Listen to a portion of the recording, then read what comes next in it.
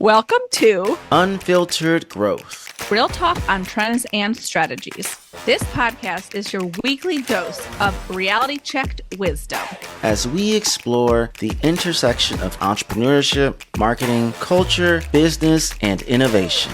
We strip away the BS and dive into real challenges and opportunities for revenue growth. With a sharp, unfiltered lens. Expect raw conversations, real success, And failure stories. and practical advice that you can apply to your journey. No filters. Just growth. Unfiltered growth. We at it again, CK. How we doing? Good. I feel like every time we talk, I have a different background, and right now my background's crazy, but I'm in a new spot, and I'm super excited, for our guest today. Yes, Tim, thank you for joining the show. How are Thank you? for inviting me. Well, I feel as if I'm in the presence of celebrities, so I'm fantastic. I feel like a star, of course. Really high impact people. So I'm grateful to be here in the presence of greatness. Well, we're in the presence of greatness too. I do want that to know for the listeners and the watchers out there in the world. I guess my initial thought, if you could go back to when you were 7, what did Yeah. you want to be when you grew up? I wanted to be a cardiologist, funny enough. Oh, Yeah, Troy, a cardiologist. Plans changed when I realized how squeamish and which I do not want to be around blood. That would 24/7. help. Every day, right? It really changed because I was like, I don't actually think I want to do this around middle school or high school, but that's what I wanted to be. But I will say this, with the 2 businesses you have, there's a lot of heart with that. So I Awesome. feel like in a way you kind of manifested that when you were 7, Yeah. I found my own path through it, right? Exactly. Didn't actually do it didn't spend that much time in school, but did get a psychology degree, do work on things that definitely deal with people in a high level, high tech, and very personal way. Exactly.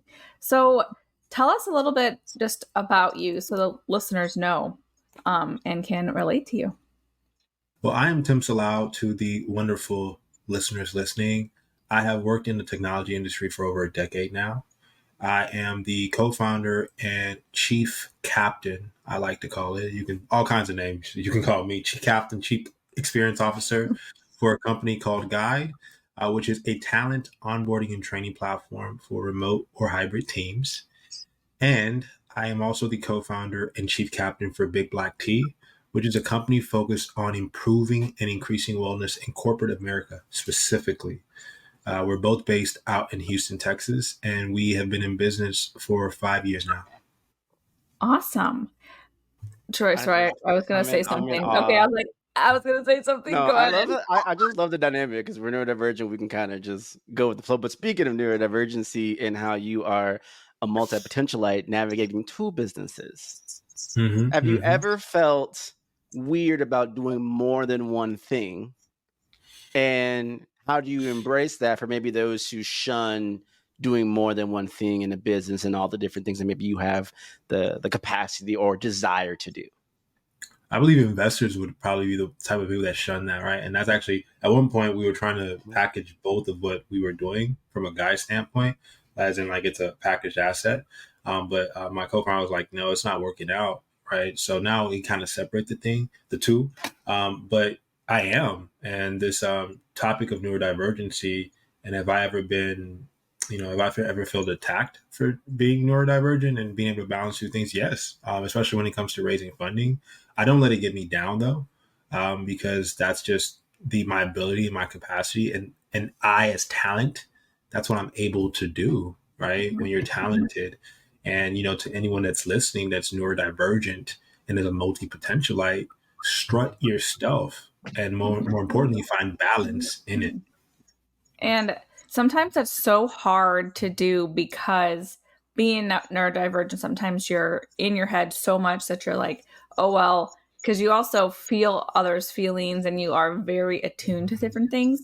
And so being able to really like love on your neurodivergency to be able to strut yourself is an accomplishment in itself.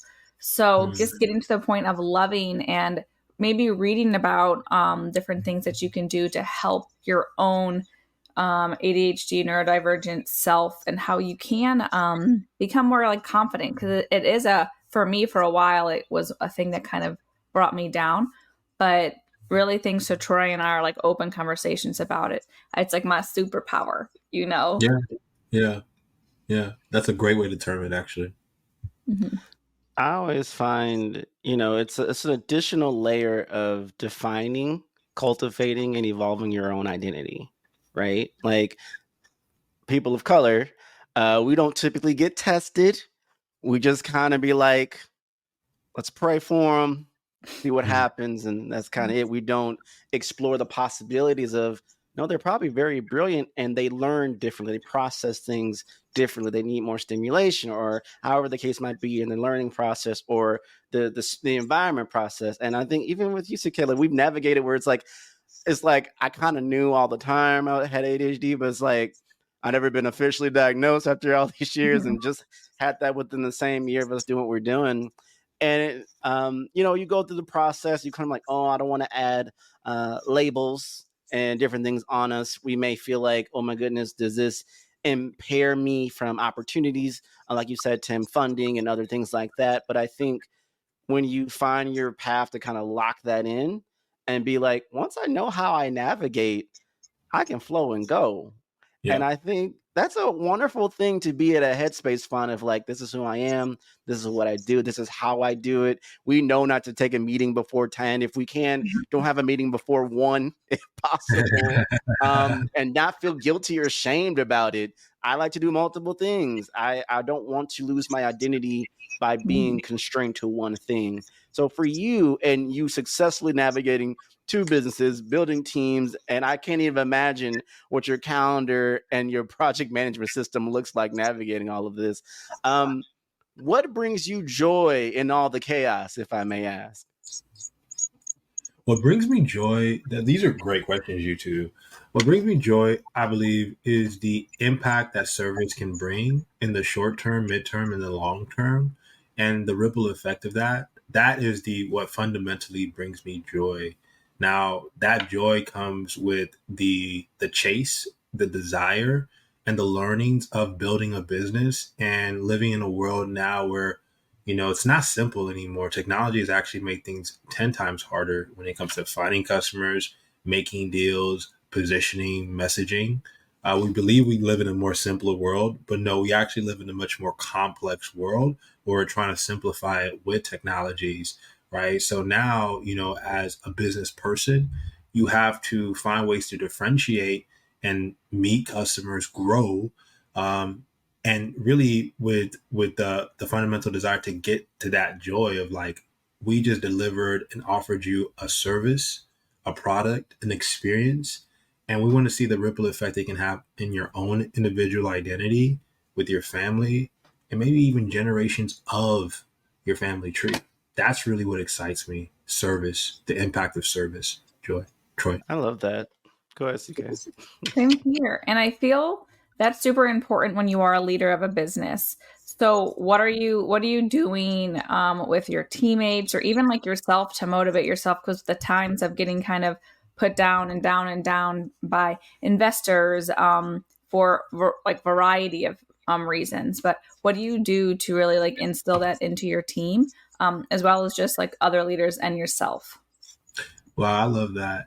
One of the things I do that's unique to me, because our team has been together for so long, everyone just knows each other, and we're pretty small. We're very much so a small business that tries to operate high impact and really focuses on organic growth. If anything, let's leverage all the organic growth levers we can. And we are now doing a lot more paid stuff. But when it is paid stuff, it's focusing on how are we investing in an experience. Maybe an event is already being hosted, or one that we can't host, right? So beyond that, we're very natural, organic, and very familiar with each other. So what we do to reinforce heart and empathy within our teams is I like to have tea chats with them individually or, collectively, right? And because we're so close, I actually really respect my teammates' space, right? And I don't manage time. I manage impact and focus. I don't manage time, right? I really don't. I don't. And maybe that's probably a bad thing in terms of the type of leader and director that I am. I mean, I felt like that sometimes because I'm like, I can't be mad here, but I feel as if it's best, right? And I believe that's what makes my approach special and Guide and Big Black Tea special. That's super important, and I don't feel like it's a bad thing at all.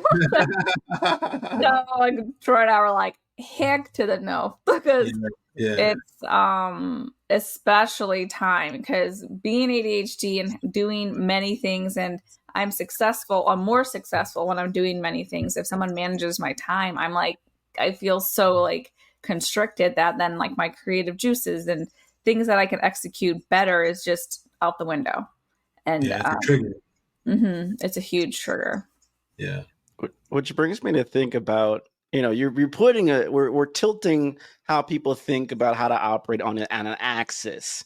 And I'm sure for us, we're just like, we're almost in sync nodding like, yep, you speaking my language. But I mean, we know that's not everyone's language. You have 5 generations in the workforce. Everyone has their own type of way they operate, whether they're type A, type B, neurodivergent or not. All the different variables come into play, and you try to find the best candidates. But even with the best teams, like the Phoenix Suns, no shade, you can bring all-star talent, but if you don't have the team operating in their best self, you will not win a championship. You will not get the investments. You will not win the clients. You won't maintain the business. You won't grow and scale.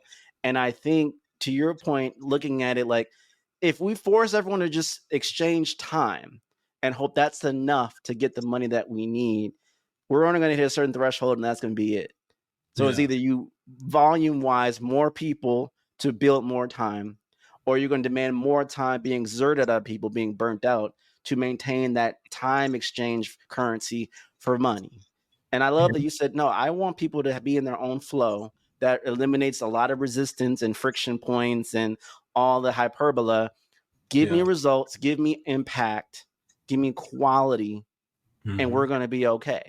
But how do we measure that success? How do you know, Tim, when you look at your team? And again, you said very well, we've been together for a minute, so I know the nuances of them as well. Like, how do you look at that and be like, you know what, we should have a one-on-one meeting, or you know what, today we're going to have some more fun time? Like, how have you been able to identify when to pivot and shift to make your team the best versions of themselves?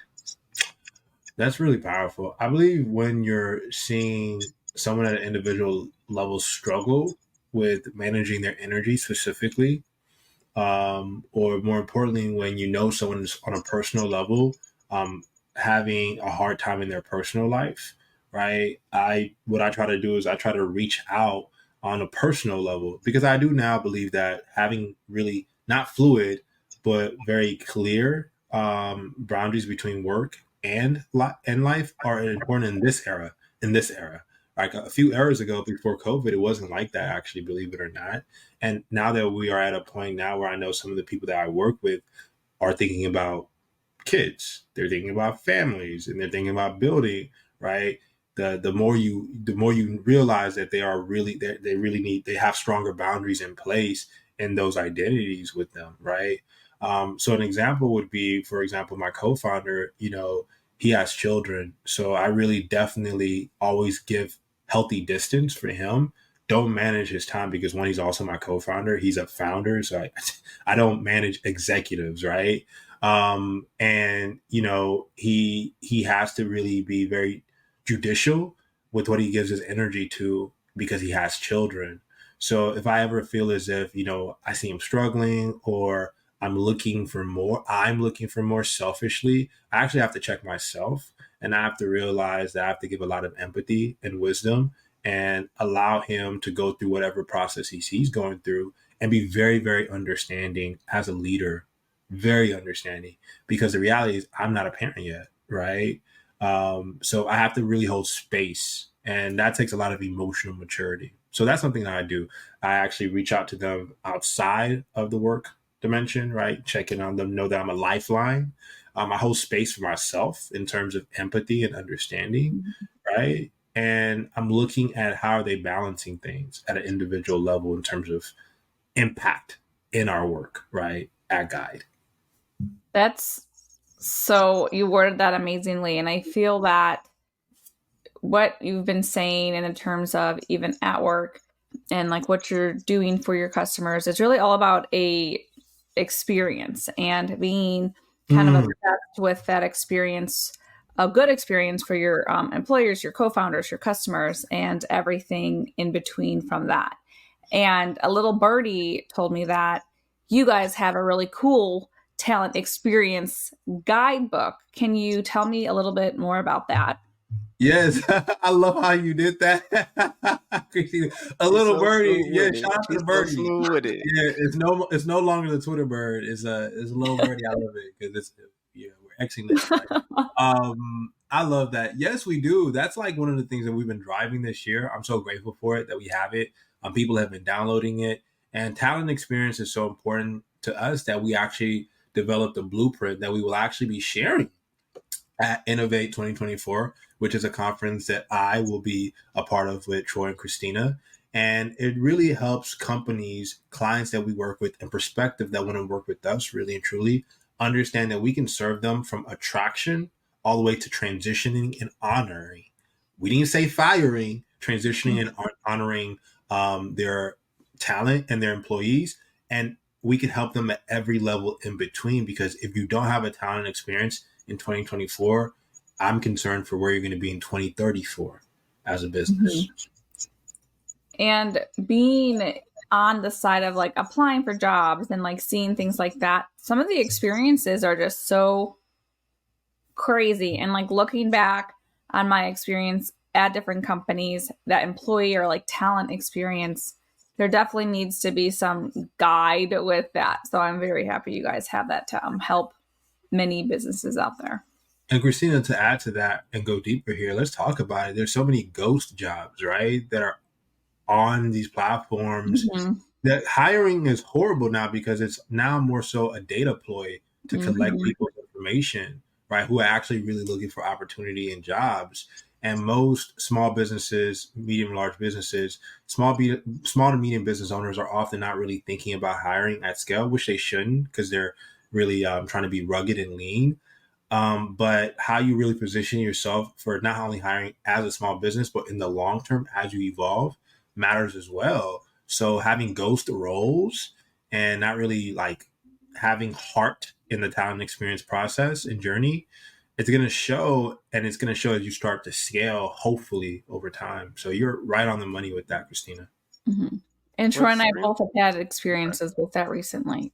Oh, this is like one of the realest episodes we have in. There's like layers within the layers, and like a Taylor Swift song. Like there's some innuendos in here. Just connect the dots and trace back to see the deeper messages.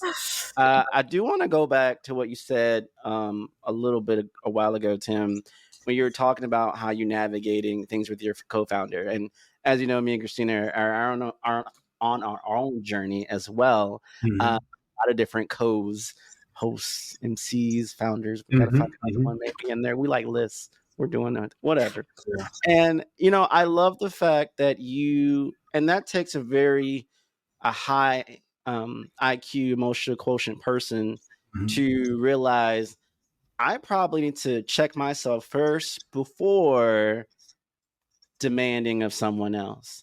But where's that threshold that you found is that sweet spot of like, you can have people who are very agreeable, but then when it comes to making like decisions or trying to figure out their own confidence and things like that, it can get wonky, right? Because we're all empaths. We want to make sure everyone else is good. Like, how do you navigate that? Because I'm sure there's someone listening or watching who is a new founder who's like, how do I navigate this? How do I do this to keep my person or persons built up, growing, moving, but at the same time, making sure that, we can, from a business perspective, move things forward too.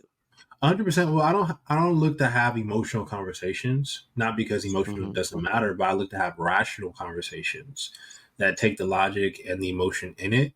And I look to hold space for myself, but also for my teammate and my co-founder, right?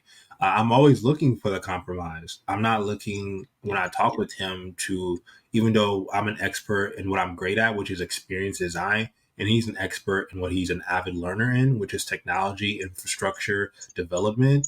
I'm always looking to find a healthy in between because he's learned from me how to be an exceptional experience designer and how I think. And I've learned from him how he's such an avid learner and architect, right? So I'm always ready for the in between, even when in conversations, I'm like, I wouldn't do that as an experience designer. I don't feel comfortable doing it. Like, I'm ready for the compromise. I really am, like, because I know that that's a really healthy in between and it's a mature thing to do. We can move forward with that. There's no power dynamics with me really and truly as a leader, but with many CEOs of Fortune 500 companies and that are the faces for the associated product that they built, their ego is much bigger to a degree or at the same level as their product and platform. For me, cannot be that way because I actually don't want to be the face of Guide. Guide lives on his own, the face of Big Black Tea. I want it to be, it's its own belief, right? So for me, when I talk to our teammates, I'm trying to find a compromise because we're building towards a belief system. It's not just a product or a company, right? We're building towards a belief system that is a culture. And when people touch that product, I hope that's transpired because that's how I operate with our team. And that's on the real. On the real tea. On I the wish I real. had the biggest cup of tea ever to take a sip of right now. That was Yeah. on the real, for real. Okay. I got my little mug here. 100%. I feel like I've done multiple stints of founding persona per se. But I'd say this one with Christine is different. I'm not sucking up because we're on a show together. I'm just keeping it 100. On real talk here, I think it's different when you learn to know someone and they fit other components outside of the business. It's like, it's not just stay on business and that's it. It's like, we can take off the business hat, friendship at how's your partner? How are you? How's navigating? What are you doing outside of this entity thing? How are you navigating that? And I don't think a lot of founders know how to turn off the business switch and take time to just embrace the humans you're engaging with. Like every event, everything you do doesn't have to be networking and driving money. Yeah, that's a big audacious goal for many people, and we need money to survive, obviously. But what about the impact?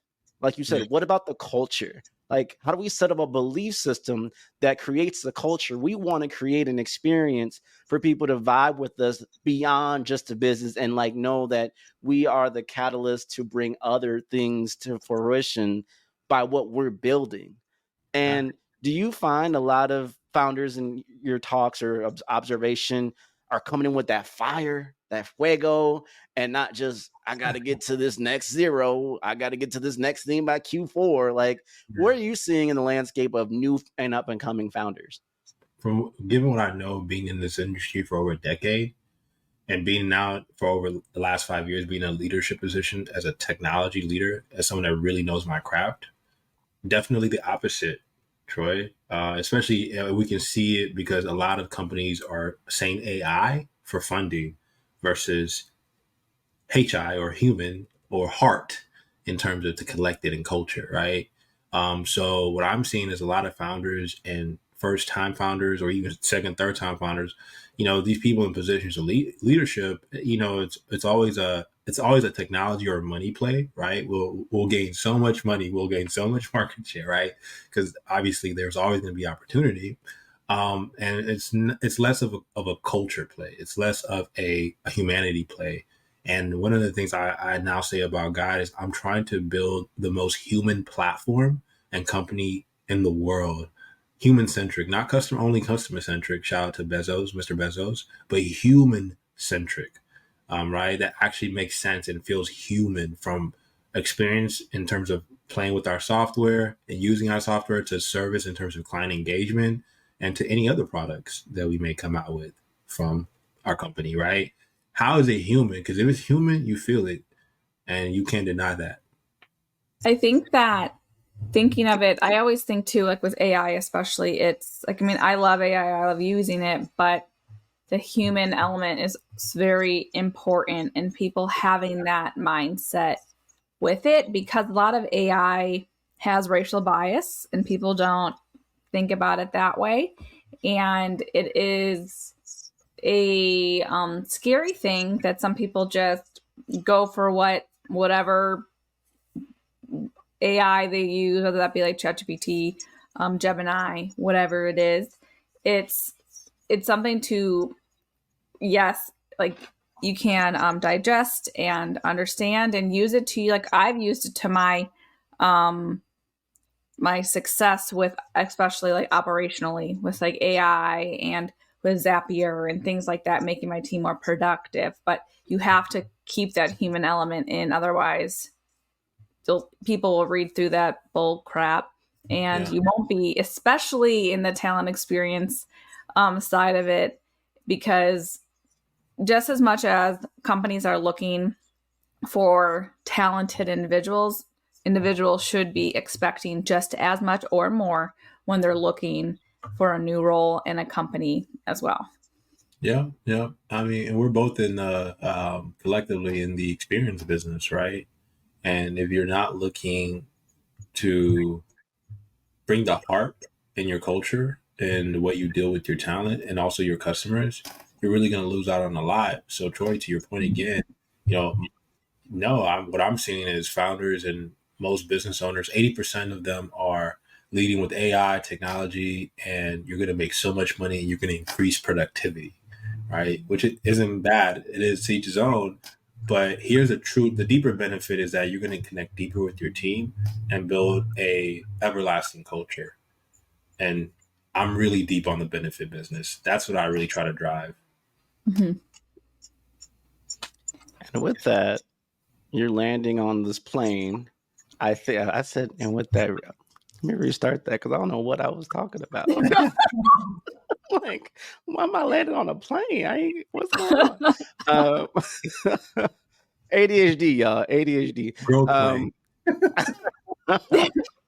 Gonna land this plane down, and I think what screams out to me is, one, to consider so many of the variables to consider when you're launching a business, who you're dealing with as founders, leaning in on the impact more and less on just stagnant numbers. Like one thing you had said, Tim, and I'll close out, and Christina, you echoed this too. Have we considered who's been behind the scenes saying the rules of the game? If the rules of the game aren't inclusive for everyone to be able to participate, then how can they succeed? How can they grow? If we're looking at AI, those who are in the forefront moving things forward, is it biased? Well, we know it is, but are there additional opportunities for all cultures, ethnicities, and diverse groups to now get it in piece of bite to influence, improve, and enhance the experience for everyone to utilize it for the benefit of their business and not crumble or be stagnant because they don't have the access or the understanding or the opportunities to learn and apply it to them? If you're trying to grow a business, like where are we at? How are we navigating? And if we're following old rules that ain't working no more, and we don't know, we can do it this way, there is a different way, we can be more inclusive, we can build the business how we're wired. We don't have to like rewire ourselves for success. We have to almost embrace ourselves to succeed. And so that's what I'm taking away from this segment. We know we got a part 2 on the way. Surprise, baby. And I'm really excited to see what we talk about next. Yeah. Well, thank you, Troy and Christina. I really appreciate it. I appreciate y'all having me. Anytime. And that wraps up another episode of Unfiltered Growth. Make sure you subscribe, rate with 5 stars, and leave us a review. Remember, growth doesn't happen in isolation. Join our community of bold thinkers and doers on social media and stay connected. Don't forget to go to season3media.com/podcast for strategy or event inquiries, resources, or to just chill with us. Until next time, keep pushing boundaries, embracing diversity, and never stop growing. This is Christina and Troy signing off. And remember, no filters, just growth.